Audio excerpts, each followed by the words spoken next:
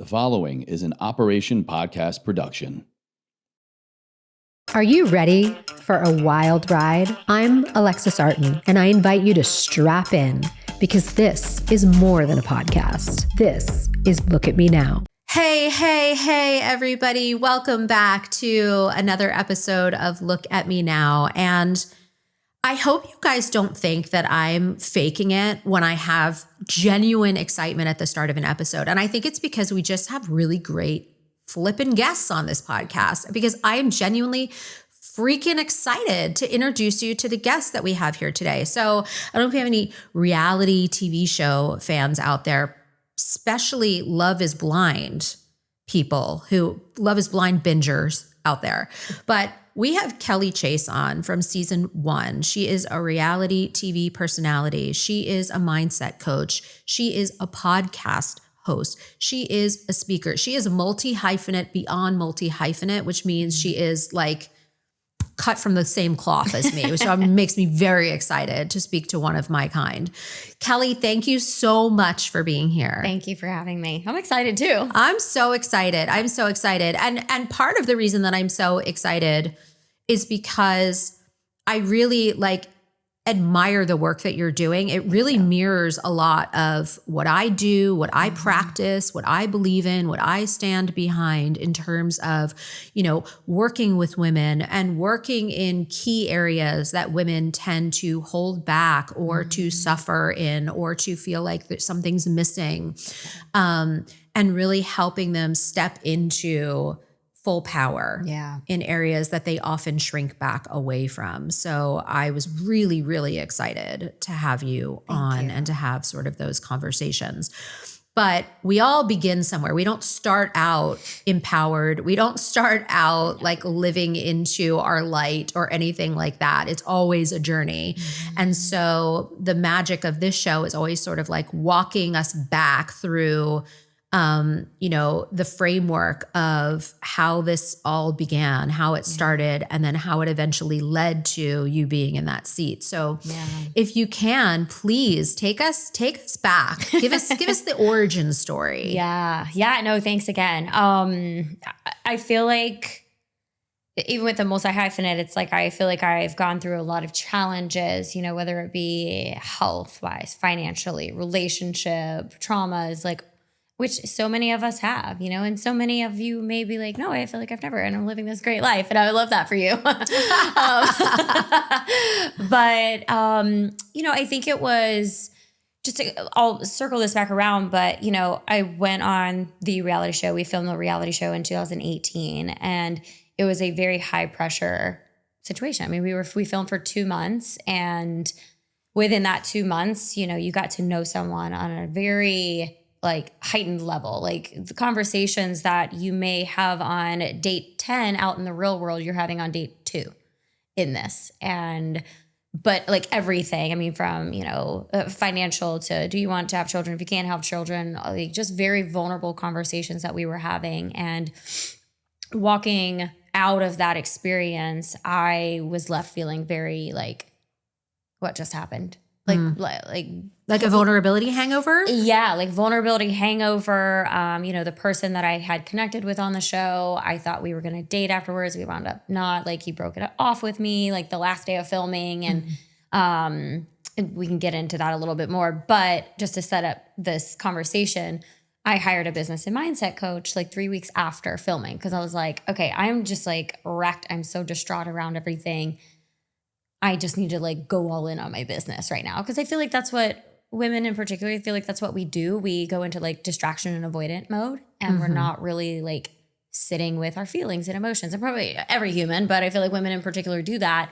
And we just go into this hustle mode. And so I was like, I'm just going to go all in on my business, because I had taken the 2 months off from doing anything. So I really didn't have money coming in during those 2 months. And yes, business strategy wise, learned a whole great deal with that coach, but mindset in particular, I had never done that type of work before. And I worked with her for 4 months, and I still work with her. I mean, that was 7 years ago. I still work with her to a certain capacity to this day. I mean, she changed my life and continues to do so. But just I mean, truly how awakened I felt. But we started to address my past. And I had never really addressed my past.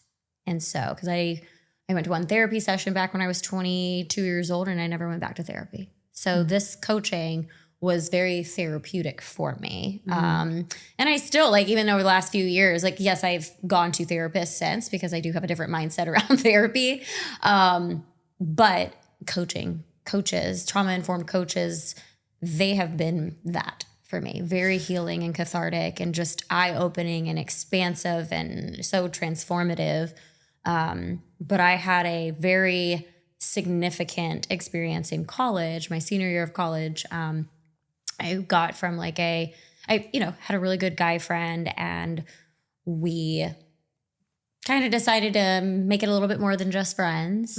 Although I didn't think I liked him like that though. Like I was just like, okay, yeah, obviously I'm attracted to you, but I just like, I probably had crushes on 10 other different guys, you know? Like, Sure. It's just yes. like, no, it's college. Yeah. So, but we got a little bit romantic. But I was just like, no. And he was, I guess, very open or persuasive at the time to be like, yeah, it's fine. Like, it's totally cool. But it wasn't cool. He got very aggressive, and things went south, pretty quickly. And so it became more of a domestic abusive situation. It was very emotionally and verbally abusive from the very beginning. I lived in Athens, Georgia. Like, I was going to school in Athens, Georgia, for University of Georgia. And so it was a party school. I mean, we were out at the bars every weekend and probably during the week too. And, I remember one incident that I was at a bar talking to like a mutual friend of ours.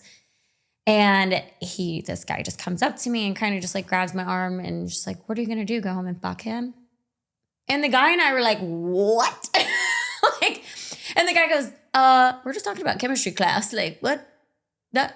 Holy smokes. Yeah. And I was like, okay, so jealousy, it was just, and I'm like, and I don't even think I was like, we were only like sexually romantic a couple of times. Bless you. We were only like that a couple of times. So it wasn't like I was like sleeping with him and then going to flirt with the other guys and then coming back and sleeping with him. It wasn't like that. It was like something happened that took our friendship to the next level. And then after that, it was just not a good scenario. But situations like that would happen. And he would even like, after a very late night at the bars, he would like go to where I would live, and he would like try to get into my house and like, cause he just wanted to talk. Let me just talk. Let's just talk. And I'm like, no, you need to go home. Like, and I don't know. I mean, I'm 21 years old. You don't know what you don't know. And there was probably like a lot of like survival mode and fight or flight and just fear of like, Absolutely. Fear of him, but also fear of, and this sounds so insane now that I think about it, or in hindsight, but fear of like my parents literally telling me like, if you don't stop hanging out with this man, we're going to move you back home and you will have to take online classes or whatever. And I'm like, it's my senior year at my favorite place. Right. But like how I was in so much like danger, but I didn't want my parents to find out about things, but there were times they would.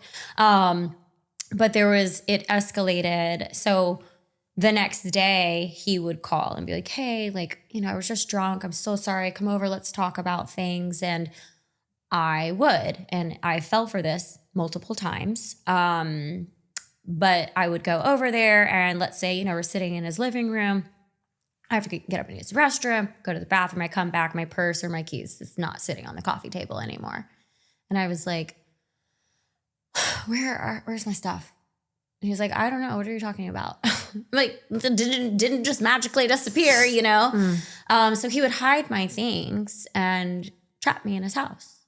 And, I'm like, luckily he didn't like punch me, but I felt like I had to do something sexual in order to get out. And every time that's exactly what would happen. He would be like, okay, here. And he would go get my keys or he would go get my purse, wherever he hid it from, and be like, okay, you can go. It was just, so that was like a survival tactic. It's like, no, I wasn't raped, but I felt like that's what I had to do in order to leave. Oh yeah. You were absolutely coerced, threatened. Yeah. It was terrifying. It's a high control situation. Exactly. Yeah. So then fast forward, like, I mean, again, this kind of went on for a while. I mean, even my friends were like, stop it. Like, what are you doing? Like, Right. you're like crying wolf. Like, you're telling us he won't leave you alone, but then you go over to his house. But I mean, granted, to the extent I never shared all the nitty gritty details of what was going on because there was so much embarrassment and shame and guilt. And had I said, well, this is what is happening when I go over to his house, I'm sure my friends would have been like, okay. Like, well, that is the cycle of abuse. And, you know, Right. that's the secretiveness that we keep because of Yeah. the shame. And yeah. I mean, this is sadly a very familiar story. Yeah. And there is, you know, a lot of scientific reason behind that style of attachment and so on and so forth. But how did you eventually emerge from or break that cycle? Yeah. So there was an instant where he was having, a friend, another like mutual friend was having people over like after the bars, you know, like late night kind of party, whatever. I wasn't drinking. So I drove my girlfriends and I over there and I'm standing outside with a couple of guys and again, all mutual friends, everybody knew each other. And my girlfriend goes inside and immediately like she walks right back out and she was like, and she says his name, so-and-so is here and just yells it to me. And I was like, oh gosh. And before I think even here came out of her mouth, he was running down the steps, full force, like pushed me to the ground in front of all these people. And no, I was almost surprised that no one like beat the crap out of this guy, but I think everyone just went into like freeze mode. And Absolutely. like the one guy that I was specifically talking to, I remember him, like obviously he like picked me up off the ground and he was just like, dude, that was not okay. Like what's going on, you know? And he was just so hot-headed and someone took my purse to like, so I was just a mess, you know, so emotional and everything. And later on, someone's like, he took your car. I'm like, how did he get my car?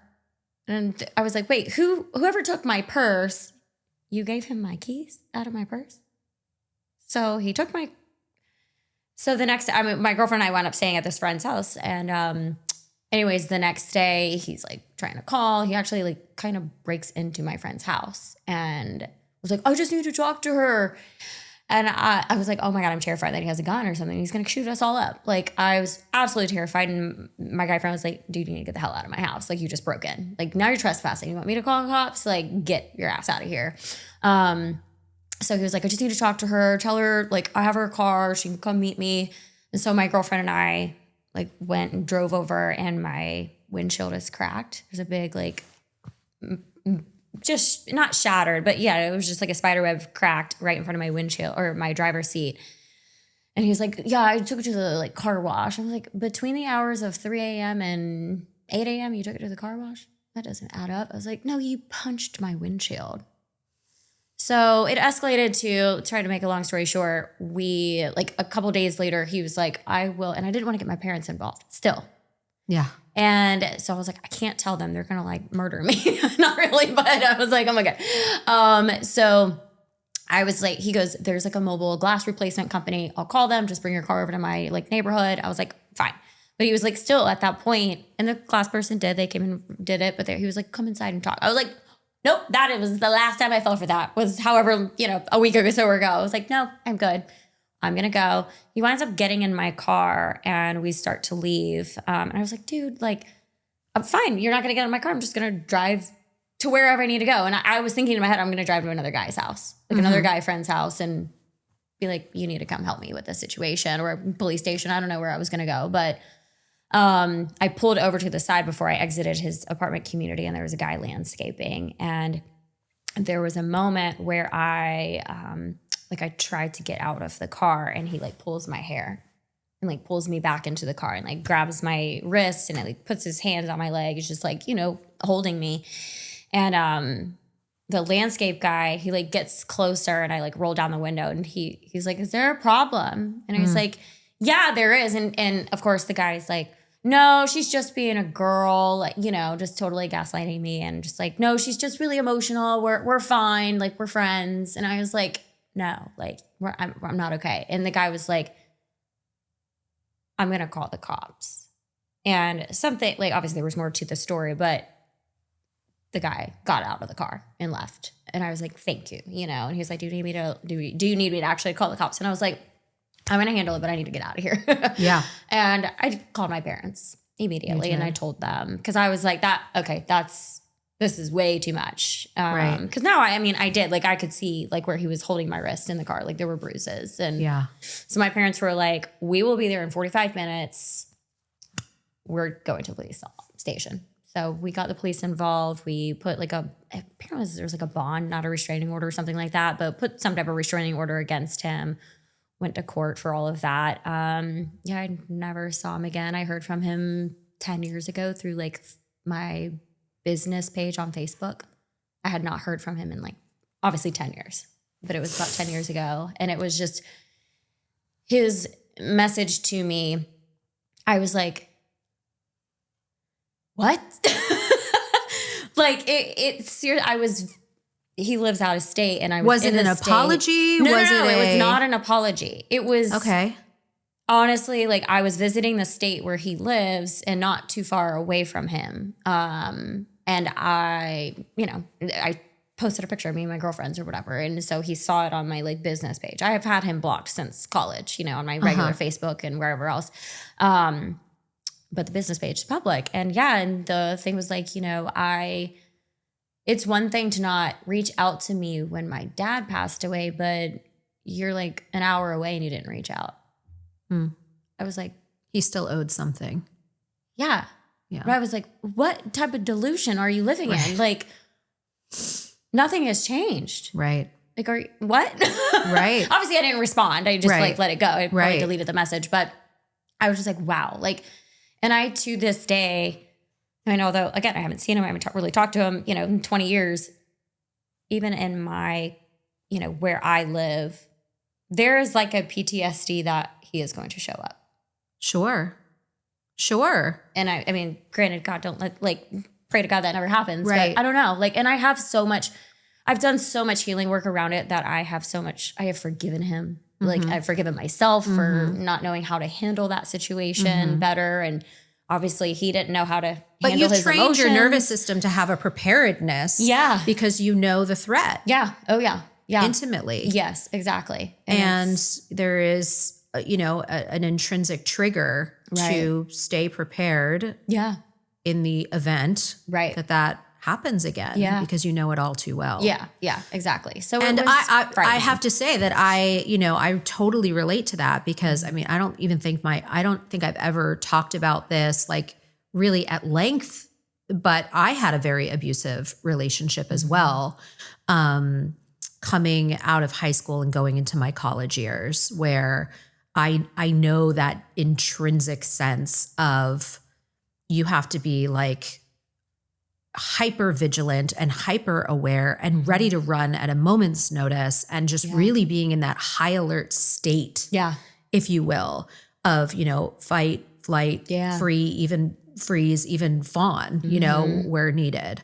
And it is a really serious cycle and a very hard one to break if you don't know it.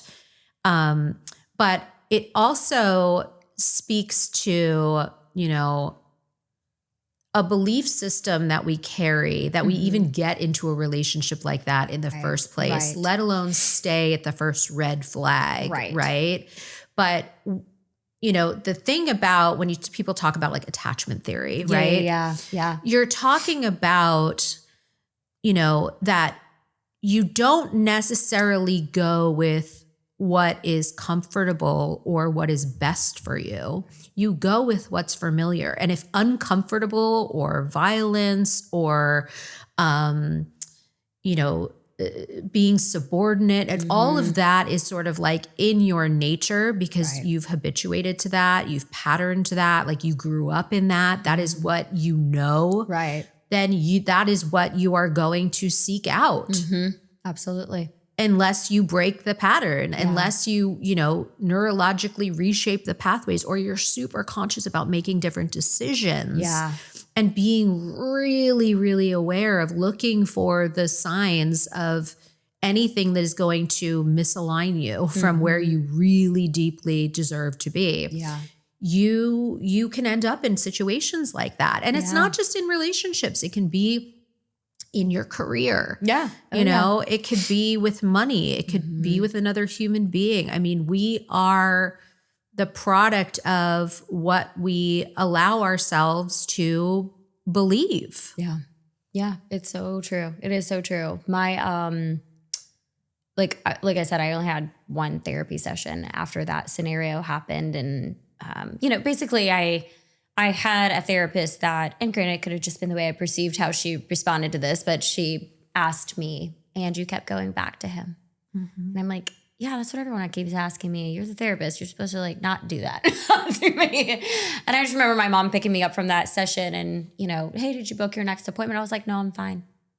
Well, you've said that like in your coaching and your mindset work, and now you have been to more therapy. Yeah. Did you ever peel back the layers to the place where you went, oh, it was a deservingness issue, or it was a havingness issue, or it was a, because when I was young, I experienced this, and then I started to believe this about myself or about the world or about relationships. And so this is why that showed up. Did you have any revelations around that? Not to that extent. I mean, I know it wasn't like, oh, like I deserved that because of whatever happened in childhood. I mean, I feel like my parents did a very good job raising my sister and I. I do like when my coach and I had kind of peeled back some of my people pleasing behaviors. Sure. I think that's when that experience popped up. But then she was like, but it's something younger. And I was like, yeah, there was. When I was 4 years old, a little girl in preschool told me I could not play with her and the other girls. And I was like, what's wrong with me? And that was a very deep-rooted wound and belief of mine for a very long time. I mean, up until just a couple of years ago, probably, even like dating, it's like, okay, that girl said it. But then I remember even in high school, I had a group of girls over, slumber party kind of thing. And I don't remember what I did or what we did, but I do remember my dad. And my dad is like the most even keel person, but everyone has a temper here and there. And he just like snapped and was like, what is wrong with you? Like in front of my girlfriends. And I was like, I don't know. like so much embarrassment and like shame. I was like, I don't even know what I did. But that's what I find so fascinating about human behavior, because there isn't anybody that's listening to this that hasn't had some version of that experience of being publicly shamed or feeling embarrassed or feeling left out or feeling bullied or fill in the blank, right? But is how fragile we are in our human experience, right? To how other people perceive us, what other people think about us, right? Like we can so easily just crack under the pressure or under the criticism of other people. Right. And at the same time, we also are so naturally resilient. Right. But the resilience shows up in different ways, right? It shows up as, well, who do I have to be, or what do I have to do to ensure that that never happens again? Oh, I'll just become a people pleaser. Right. Oh, I'll just become a mind reader. Oh, I'll just become this or I'll become that, right? And I will develop that superpower so that these, evil villains can't get to me again. And it's such a fascinating dance, if you will, between, how much we have to perform for the external world and how much we have to cater to taking care of our internal world so that the outside world isn't dictating what our inner world consists of. Does it consist of suffering and fear and performance and people pleasing? Or is it more of well, wait a second, I can take care of myself. I can trust myself. I can support myself. I can love myself. I can be the decider of my worth and my experience without pressing the override button to put everybody else's needs and feelings and projections or whatever first. Right. And it sounds like that has been a huge part of what you've uncovered for yourself in not only having these private experiences of shame. But then you go on this reality TV show and you have a totally public experience of that nature. No wonder you had a vulnerability hangover after that. Yeah. And, Who wouldn't? And half the stuff wasn't even aired, you know, that we talked about. But I couldn't not, like, I remember a scene, we were the only couple that didn't have sex on our season. And there were reasons behind that. You know, a year before, or like, within the year before us filming the show, I had like 180'd my life. Like I was like, I quit my, like a corporate job that I had been at for a while, and just to pursue coaching and personal training, that kind of thing. And I was like, I just need to do everything different. I don't want to go out drinking on the weekends. I mean, I would literally, my parents would call on a Friday night. Well, Kel, what are you doing? Who are you going to hang out with? I'm like, I'm actually sitting on my couch reading a personal development book. That was new. I didn't read before that. And listening to podcasts and just meditations and visualizing. And I was just like, and taking any free masterclass that I could. I was just so curious about myself. And I remember prior to, you know, I went somewhere and some guy asked me what I'd like to do for fun. And my immediate like knee-jerk response was go out drinking with my friends. And I felt so much shame around that answer. I don't know why. I just did. And I was like, I don't know what I like to do for fun. I actually don't know what I like to do for fun because that's what I've been doing for fun for a long time. I'm productive and very, you know, ambitious during the week. And then I am just so disconnecting on the weekends. But when I am looking back and through all the healing work I've done, I was disconnected the entire time. I was constantly like a workaholic. And then I was disconnected into the hustle and the grind. And then I was disconnecting into martinis on the weekend, you know, like, and losing myself in men and I was never getting still with myself, never getting quiet with myself. I'm the, you know, what people call the psycho crazy people that can like drive, not listening to anything. They can go for a walk without listening because I'm listening to my thoughts. I'm having, you know, legit conversations with myself. I just have so much self-awareness, or like, hey, I experienced certain situation. Now I'm having the dialogue in my head to understand a different perspective. And I'm literally like masterminding my own brain. It's like, it's when you become your own best friend, right? Rather than, you know, I always say like, your body is not your bitch, it's your bestie, right? And that. We so often try to bully our bodies, taskmaster our bodies, rather than revere them as the sacred partners that they are, right? But so often we disconnect because being inside of our own skin is the least safe place to be because we're so busy.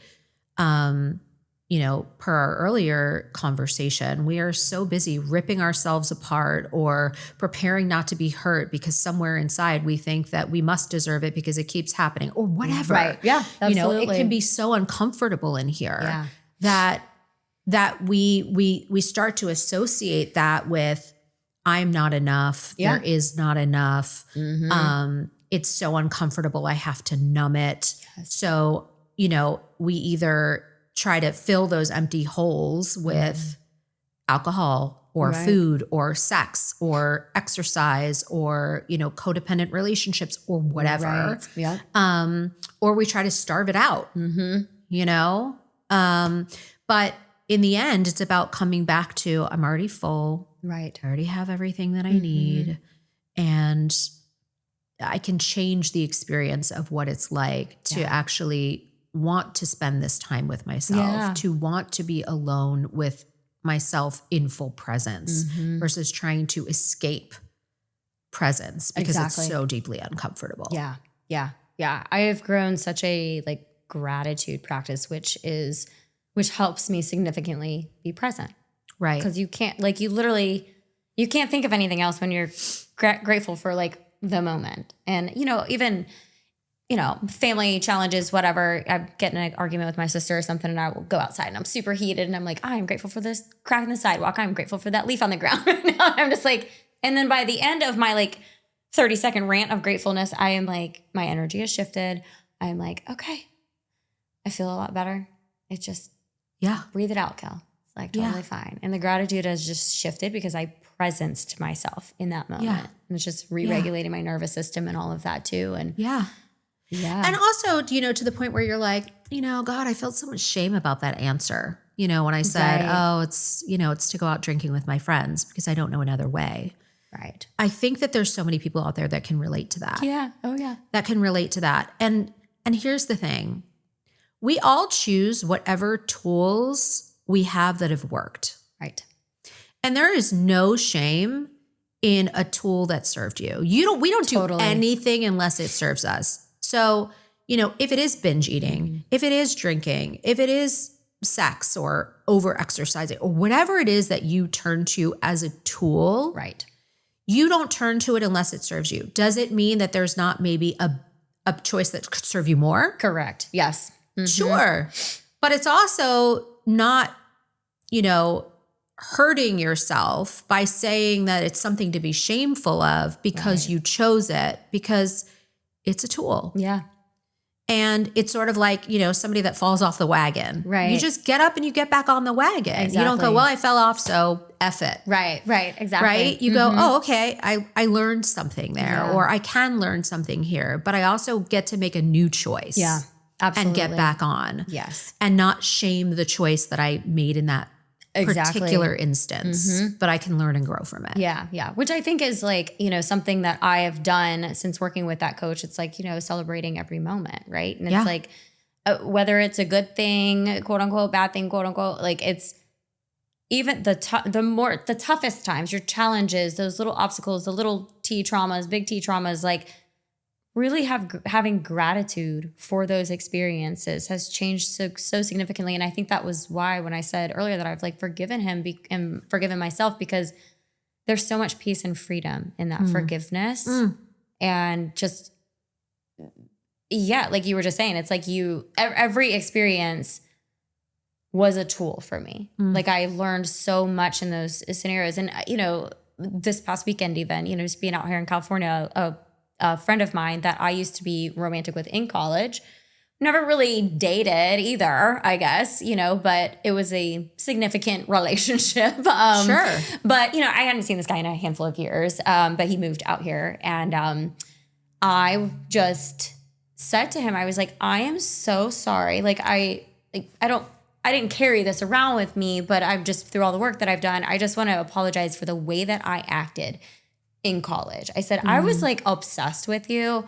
And I'm like, I could literally riddle off every girl that you ever dated after me that I was super jealous. And like, so we kind of went through his roster in a sense. And I was like, he was like, oh my God, like I like totally forgot about that. Like you were really significant in my life, Cal. So like I, kind of included you with other significant relationships, but those girls you just mentioned, some of them I totally forgot about. And I'm like, oh, well, I knew all of them. You're like, I didn't forget. Yeah. But I was like, I'm so sorry. I was obsessed with you. And I probably acted crazy. Like I had such little self-worth back then. And it's so funny too, right? Like the stories we tell ourselves about the way things were. And then you go and you talk to somebody else and their perspective on it is completely different. Totally, You're like, I was just a obsessed,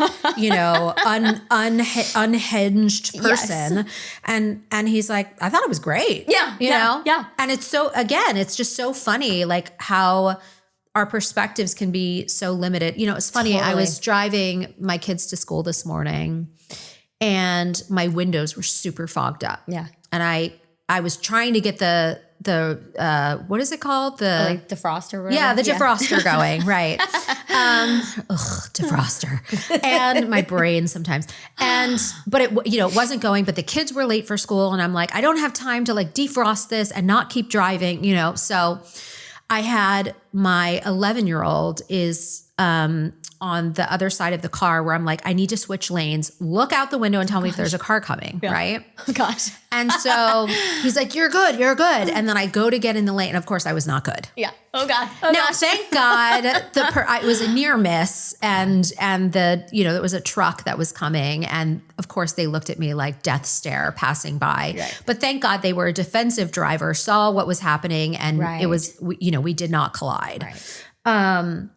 But after it happened, my younger son was in the back, but my older son that was in the front that this happened with, he was like, oh my God, I'm so sorry. Mm-hmm. And he just immediately was like, I could just see like a shame wash over him. Yeah. And so I immediately was like, it's okay. And it's just so interesting because of the, thank God for the work that we do, because in that moment I was like, I want you to know that you can make that a bad moment. You could make that a great moment. You could make that a moment that doesn't mean anything. Right.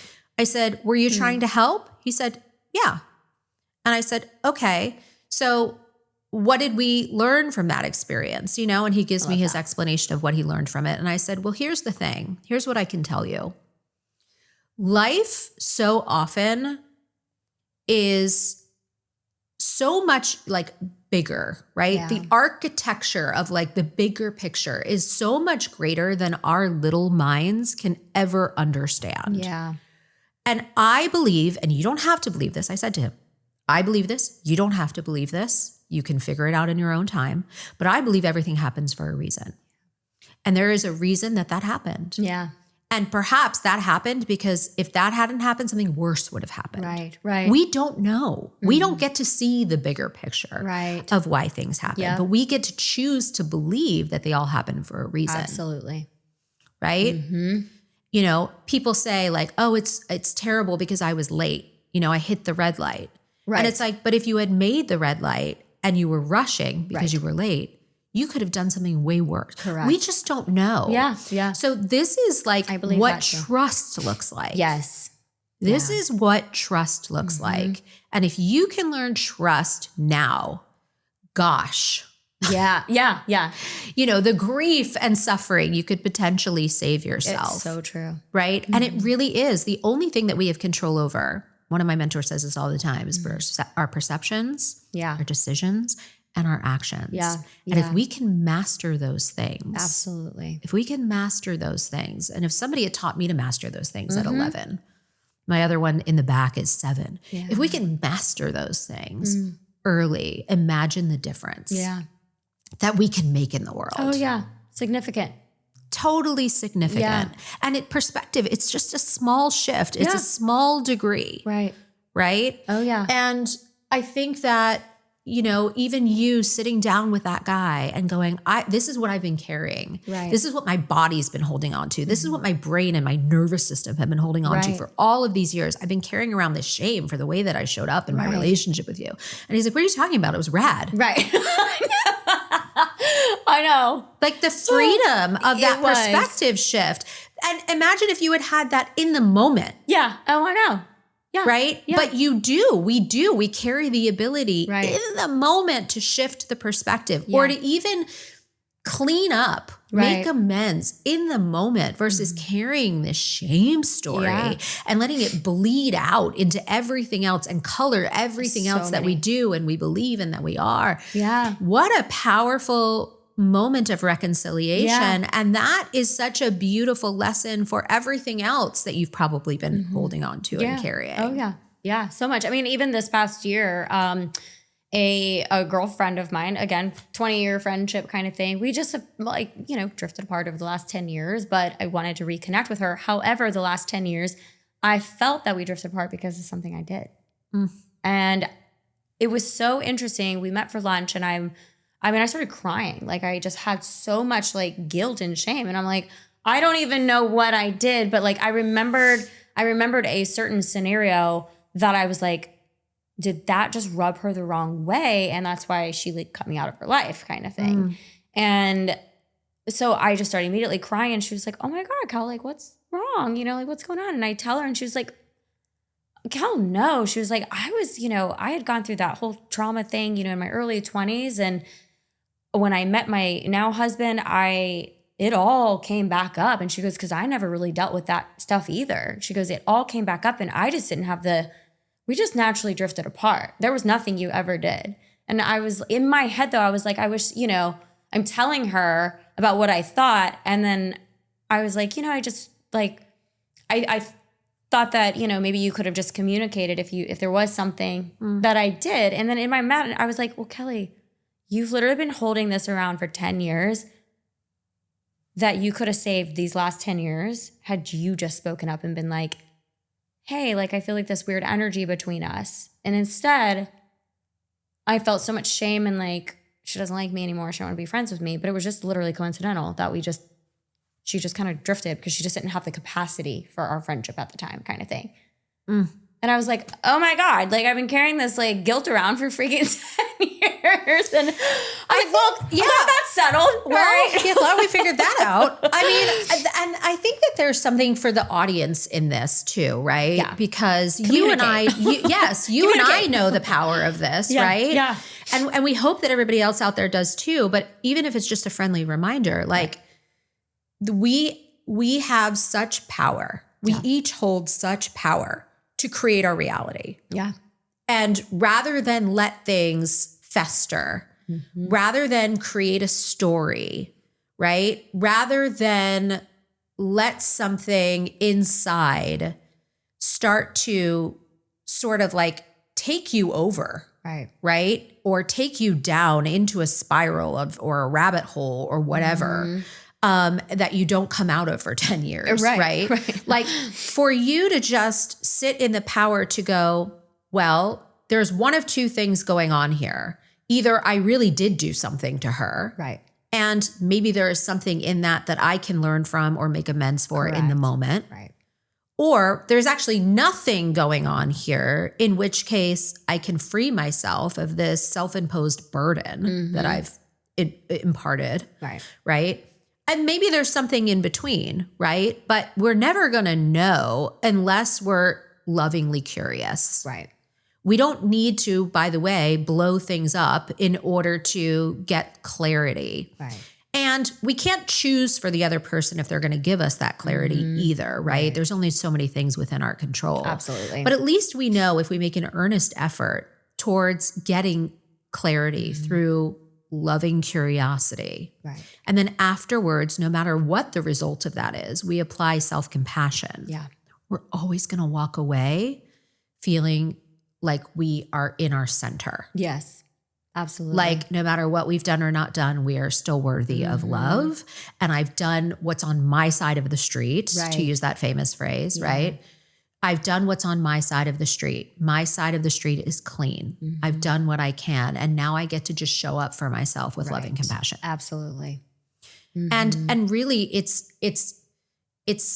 you know, bravery, vulnerability, courage sometimes to go do the hard thing, to ask the hard question, to sit in the loving curiosity, to make yourself, to open yourself to whatever may come back at you when you ask the question. But, you know, better to have loved and lost than never have loved at all, right? Asking the question is what sets you free. The truth will set you free. Yeah, it will. It absolutely will. I mean, I feel like, I don't know. People say like use the term like apology tour, right? And like not that I've done like a lot of like terrible things in my life, but I feel like that's kind of like where I'm at right now. Yeah. Like I'm like, wow, I just want to have these like very truthful conversations with people. Yes. Like friends that I may have slighted over years, you know? And I'm even going to add in, and this is coming from my DeMartini method training. So take it or leave it, people. But apology even denotes shame. Yeah. Like the fact that I have to apologize means that I did something wrong. Yeah, true. Or I am wrong for what I did. Right. And just to go, you know what? I've made some choices. Right. Perhaps I could have made better choices or different choices or choices that served me and you, you know, in a different way. Right. But I want to tell you that I love you. Right. And if you felt hurt by those things, that's the last thing I would have wanted. Right.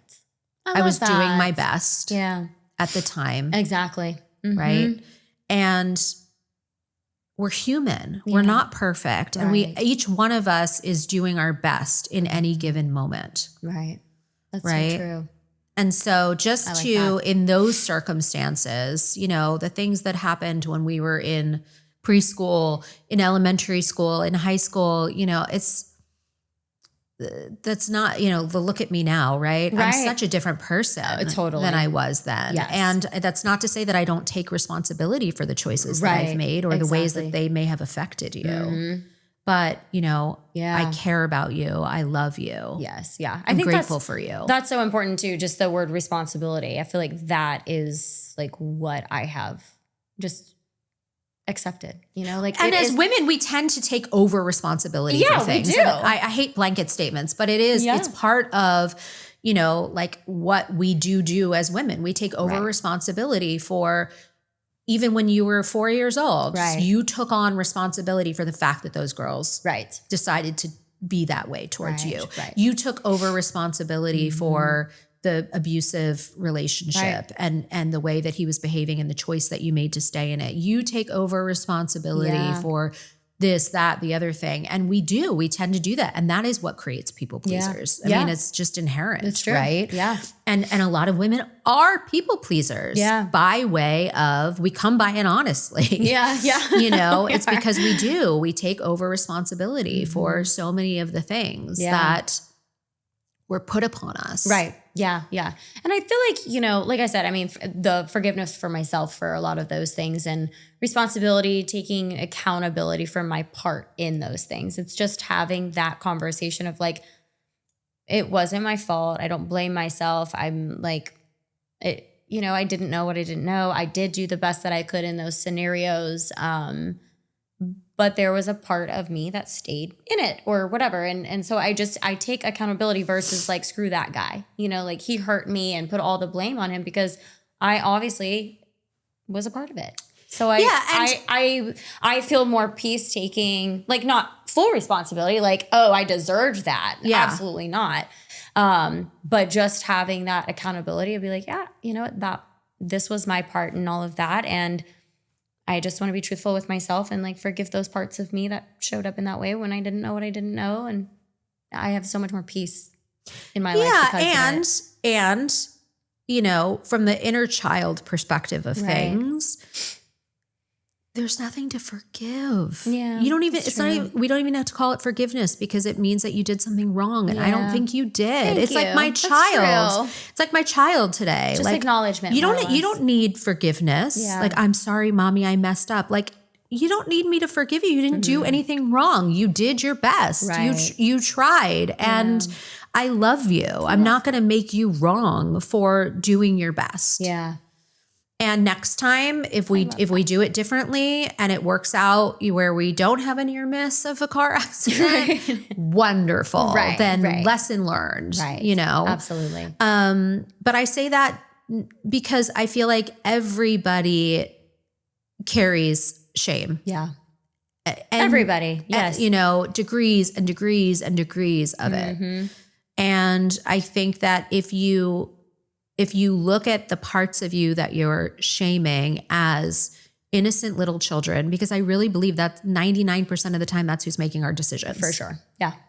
Is our inner child that was patterned so long ago. Absolutely. It's and true. if you look at, you know, you would never look at a little 3-year-old or a little 4-year-old or a little 5-year-old or a little 6-year-old and say, how dare you? Right. You should be ashamed of yourself. Right.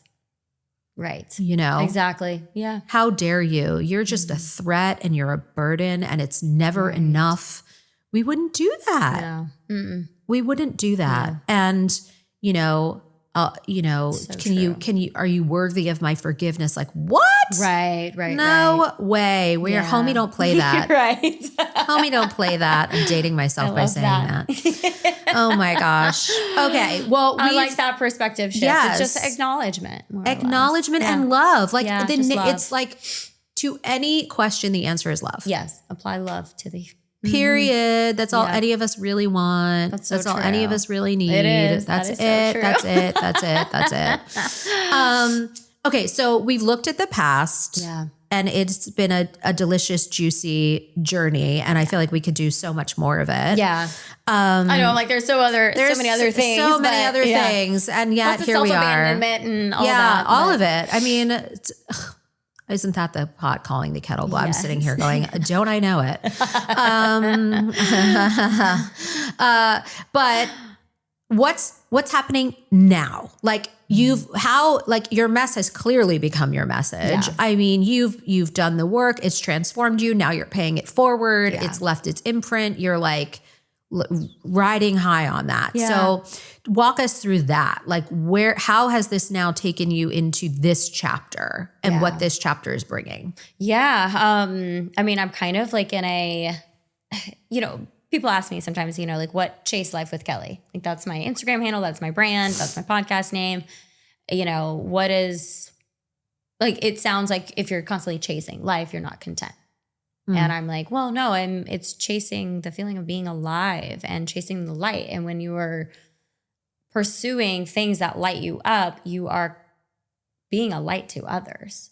And I just like, it started with a self-love journey and like personal development, and it has become so much of a spiritual awakening for me. And, you know, even like I've been writing a book since the show aired, you know, for 5 years now. And I'm like, I never thought I was a perfectionist until I started writing a book. And because I still am not done with it. And it's because I want people to, it's almost like I want people to have the same transformation that I did, because I want people to feel the way that I feel every day. And it is just, again, I don't know how to explain it, but you know, when people are like, oh, it's not butterflies and rainbows every day. And it's like, it can be in my world. Like the way, like I said, yes, I do feel the guilt and I feel angry and I feel disappointed sometimes, but I'm very quick to shift it to the gratitude.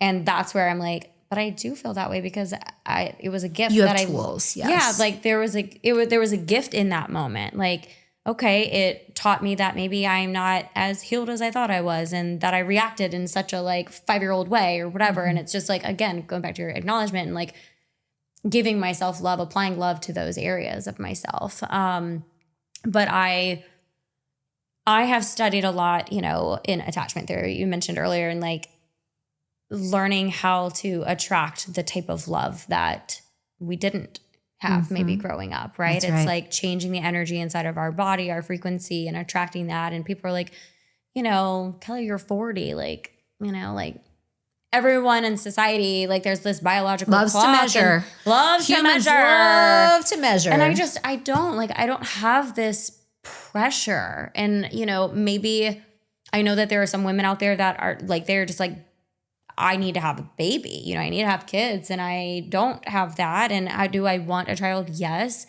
If it doesn't happen, I'm okay with that. I think my desire for children has decreased over the years, but I still want one. And I want to be with the most soul aligned person that when, like, I almost want a kid more for the fact, like, I want to see my person with them.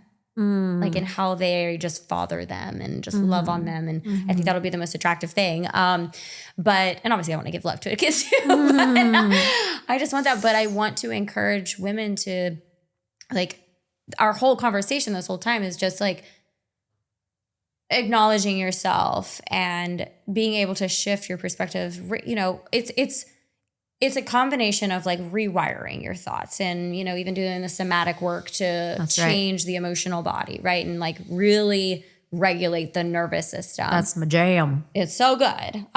So doing that and becoming like, I'm very much in like law of attraction, vibrational frequencies and everything, and like really act as if, like, become that person who has the romantic relationship of your dreams, who has this like beautiful life of your dreams, the career of your dreams, like whatever that is, like acting from that person. And the combined of like, but I feel like someone said this in my past, of like cleaning out the cobwebs in a sense of like your limiting beliefs and all that shame and grossness, to who can I become in this moment?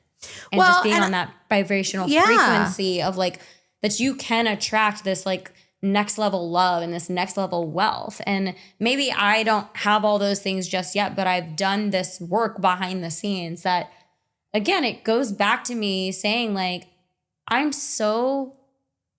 very much in love with my life right now. And anything that comes in is just going to be like a compliment to it. And I want to stress that because I feel like a lot of women, they don't feel whole, and they are thinking that everything external is going to complete them and make them whole. But I want you to know that you can create this beautiful life for yourself as you are right now, whether you're in a relationship or not. There's a lot of people obviously in relationships that feel so lonely, you know, and it's reclaiming, like getting your power back. And I think with being curious about yourself, studying your thoughts, being super self-aware, that is like that's the magic pill everybody's longing for, but it doesn't actually come in a physical pill form. You have to do the work. people think their answer is something outside of themselves when they're their own answer. Yeah.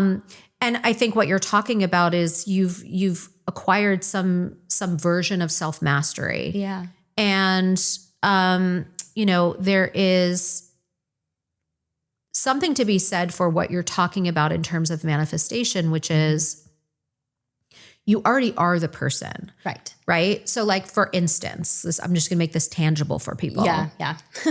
I am the woman who is, I'm married Right. to the most rad dude on the planet. I've got 2 awesome kids. We have an awesome family and life. That's not to say we don't have, challenges in our worlds, but like overall, we're an awesome family unit. Yeah.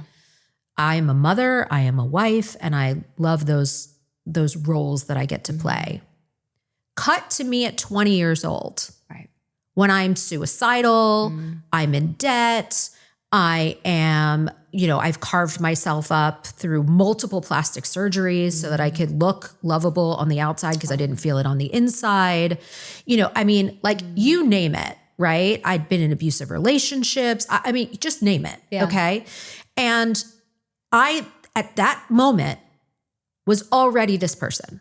Yeah. That same me. Absolutely. It's me. It's remembering who you are. It's me. It's me. I'm like wicketing over here. But like, I am that that's the same person, same person that is now extremely wealthy, married, has kids, is successful, like has everything to live for, is the same exact person who was in extreme debt, thought I would never find somebody, was suicidal, saw no reason for living and going on, with thought like, I'm not worthy of anything. So I'm just going to put myself through all these surgeries to try to feel that way to some degree. I'm the same person. Yeah. Literally nothing about me has changed except my age. Right. So it's not just act as if. You already are. Right. You have no idea what's around the corner. Right. You have no idea what is going to happen 5 seconds from now. Yeah, that you're going to win the lottery without even playing it. Right. That you're going to, that you're going to bump into the man of your dreams, or you are going to, whatever. Like, everything is possible. It's all possible. Yeah. Right? Yeah. I mean, and to boot, I'm just going to go out on a limb and say this. Like, you could get pregnant tonight if you wanted to. Right. You could find a guy tonight if you wanted to that would totally marry you. Right. But you're being picky. Yes. You're being selective. Correct. You're living into your highest values. Right. So it's not that you can't have all these things. It's about having them in the way that is like, again, picking your tools. Right. Picking your person, picking your anything, right? These are choices that we get to make. We are all abundant. We can have anything we want. Yeah, absolutely. Right? It's about personal choice. And that is a superpower. Yeah, it is. That is a superpower. And I loved what you said about, if somebody's coming into my life, it's because they are adding value. Yeah. The very first conversation I ever had with my husband, we met having a dance off at a wedding, true story. Love it. And we sat down at a table afterwards and started talking. By the way, this is like 18 years ago now. I'm dating myself. And I specifically said to him in that very first conversation, I said, my life is awesome. It's very full. And I am not dating anybody unless they pursue me. You need to come after me like a bull in a china shop. Right. I said, and you need to be bringing to the table what I'm already bringing, if not more. Otherwise, I'm not interested. Yeah. And hats off to that man, because he took a run at it. And here we are. I love that. But I want that for every woman. Yes, I do too. And it sounds like you, I was going to say, and it sounds like you do too. Yeah. Because I've done the chase, my last name, right? And like, I've done the chasing. Yeah. I have done it so many times. And what I mentioned a little bit ago about self-abandonment. I mean, again, I was like losing myself in guys and just life. I didn't know who I was. I mean, I went this through is a journey of self-reclamation. Yeah, for sure. it really is. I mean, I went through a very devastating breakup 12 years ago. And after that, it's like I lost myself in the person, then I lost myself even more for 5 years. And then it was like, Kelly, nothing is changing. Like literally nothing is changing. You were living the same life in autopilot every single day for the past 5 years. Nothing is changing. It's not getting you closer to meeting the right type of person. It's not getting you closer to like making more money spiritually. Like I was so disconnected from everything. And that's when I was like, that right there is for anybody that's feeling that way. Who's like, I feel so far from this and I feel so far from that. And I wish I had more of this or whatever. There's comparisonitis in there. Sure. But like, often that's just a wake up call to go, I'm not living my highest values. Yeah. I'm living somebody else's highest values. Yeah, absolutely. And there's that right there is your red flag to check your internal network and systems. Yeah. Okay. So and then it's just choices. Like you were saying, Totally. It's like everything is a decision. And that's what I did. I was like, I'm just uprooting my life. I'm going to do everything different and make different choices. And here you are. And here I am. And I just want. And look at you now. I want everyone else to do the same. And look at you now. And look at you now. Look at me now. Okay. So what's in the future? Look on the horizon. Look on the timeline of what's coming. What do you see? I see. What's the vision? Well, I see. What are you chasing? A marriage. Beautiful. Yes, I do. Yes. Calling in my person. Let's say it. Let's declare it. Calling in my very soul aligned person. I want to be doing even more things like this. Yeah. Whether, even TV appearances, you know, it's funny because people would ask me, oh, would you ever do reality TV? Or like, how'd you even get into reality TV? And I was like, I don't know. Cause I never even I don't even watch reality TV that often. I have a little bit more since being on a show, but I'm more of a scripted girl. I like the drama series and everything. But I know the power, it's like, yes, I obviously went on the reality show because I was in a different headspace and, I had just started my self-love journey and everything. And I was like, maybe I could meet someone this way, of course. And there were other factors that went into why I decided to say yes to that experience. But now I'm like, I would do a reality TV show again. I get it now. I get the world of it. I would want to do any other type of show that was aligned for me, not anything, but any type of show that was aligned for me that puts me back in a public spotlight for the platform and so that I can share my story more and impact more lives. Love it. So that's Amen. a very driving reason as to why I want to be as loud as possible. I was going to say amen, but it's a woman. Yeah. Okay. So I'm going to ask you the final question that we ask everybody on this podcast, which is, I want you to imagine that there's a mirror in front of you. And you're going to have a look at me now moment where all the external noise, gaze, pressure, expectations, agendas, judgments fall away. And it is just that you that was 4 years old, the you that was in college, the you that, had that run-in with your father as a preteen, the you that was on that television show, the you that has done all this work on herself. It's just you. And no matter what you've done, not done, you are worthy of love. What is it that you have to say to the person looking back at you in the mirror? I'm really proud of you. Yeah. I'm really proud of you. And for every single moment of your life, whether, you're just sitting there on the floor at 5 years old coloring, just being you. I'm proud of you. For everything that you are. Because I don't think we hear that enough. We sure don't. We sure don't. I know everybody who's listening to this can resonate with that on some level. Yeah. Thank you so much for being here. How can people be part of your world? We're doing I'm show start singing tunes on my podcast because I love singing. Show tunes. You can connect with me most on my Instagram. It's at Chase Life with Kelly podcast. It streams everywhere, Spotify, Apple, anywhere you listen to podcasts, as well as YouTube. That's also Chase Life with Kelly. I hang out on TikTok here and there. I pop in from time to time. I am Kelly Chase. I think I was having an identity brand crisis or something. I was like, oh. And then my website is chaselifewithkelly.com. That's where you can find ways to work with me.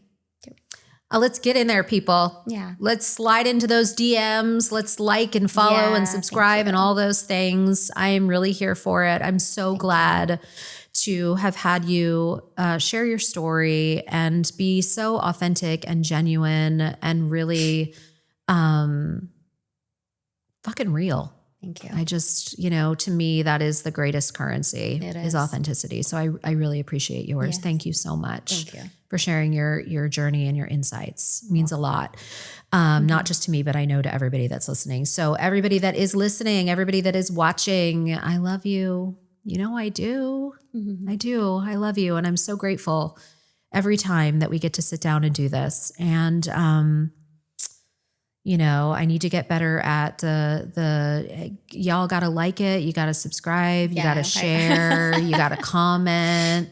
You got to like get involved. You got to engage people. You got to engage. That's what I keep hearing from, share it with everyone. From the people behind the scenes is like, you need to get them to engage. Yeah.